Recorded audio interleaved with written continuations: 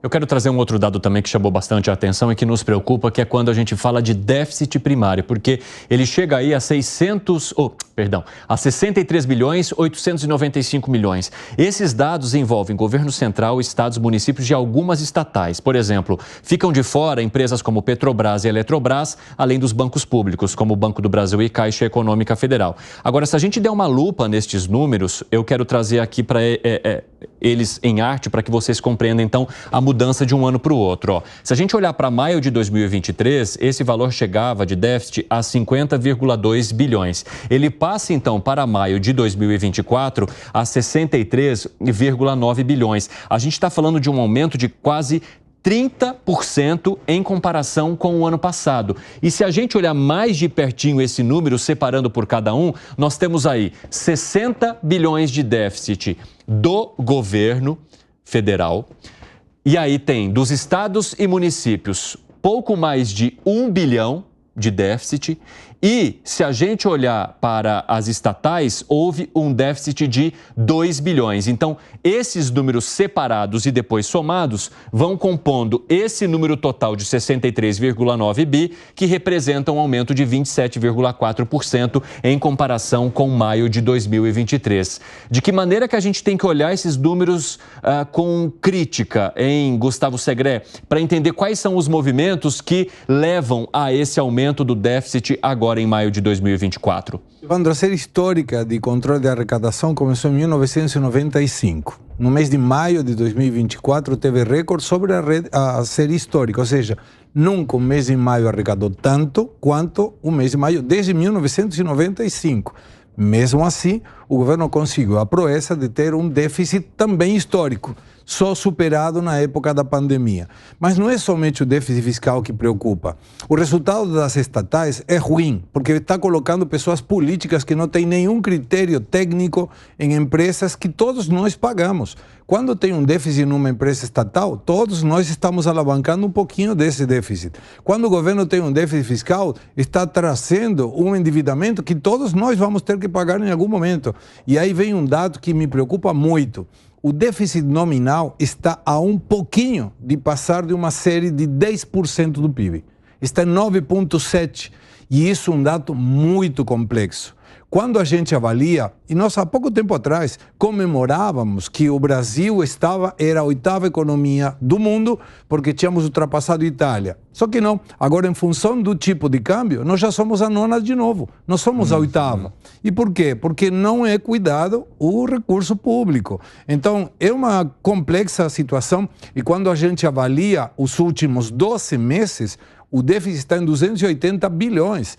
Só superado na época da pandemia. Ou seja, estamos muito perto de ter números da pandemia sem uma pandemia. Piperno, você acha que há uma sinalização forte de que o governo não está cuidando bem, né, dos gastos públicos, de perseguir realmente um ajuste fiscal?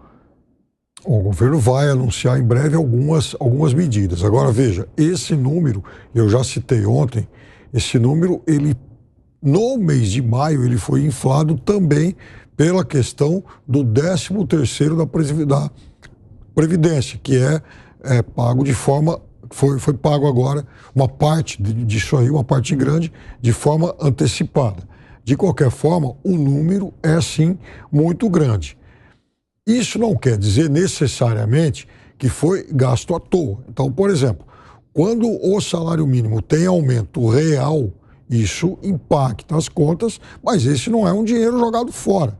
Isso é um dinheiro transferido diretamente à parte da população. E isso vem, inclusive, tirando pessoas da linha da miséria. Isso é algo importante. Agora, o Brasil vai chegar um momento que ele vai ter que fazer uma espécie de uma escolha de Sofia. Ele vai continuar sustentando esse tipo de política ou o que a gente viu 10 minutos atrás, de um gordo pacote de subsídios para um setor da economia. É óbvio que vai chegar um momento que não vão caber as duas coisas. O governo vai ter que optar, ou vai cortar exatamente esses benefícios, ou vai cortar, por exemplo, subsídios. O Galangani, você acha que o governo ele tem de fato essa dualidade, né? Ele precisa deixar de investir no país para perseguir o ajuste fiscal? É um ou outro? Não tem como contemplar quem precisa ao mesmo tempo em que ele busca também uma economia? Não precisa ter essa dualidade. Na verdade, você tem que atacar as 3 frentes para resolver este câncer fiscal que condena o país ao atraso. Veja que essa ideia dos gastos, né, como se você gastasse, você gera crescimento econômico, se fosse isso, a Argentina seria o país mais rico do mundo. O orçamento é limitado. A gente tem agora uma base demográfica menor, o problema previdenciário ele vai se tornar cada vez mais crônico, então não tem jeito. Também tem que conter, Evandro, estes gastos previdenciários, não tem como. Por mais que isso possa parecer injusto, mas a realidade vai se impor. Esse é o primeiro ponto. Segundo ponto, subsídios também. Então, não são excludentes. Então, começar aos poucos a diminuir esses subsídios. É que não faria sentido, né? Você tirar dos mais vulneráveis e não mexer em nada desses benefícios que alguns setores têm. Então, porque apenas o subsídio não vai resolver o problema, como também apenas o gasto previdenciário ou de benefícios sociais também vai resolver o problema. É tudo. E também o inchaço da máquina pública, porque a máquina é muito inchada.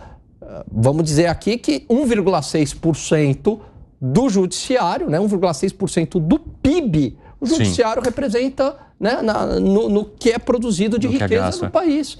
Então dá também para enxugar essa máquina pública. Então tem que atacar as 3 frentes. Máquina pública, tanto esses excessos de benefícios e, por fim, também o subsídio que o Piperno tanto gosta. Agora,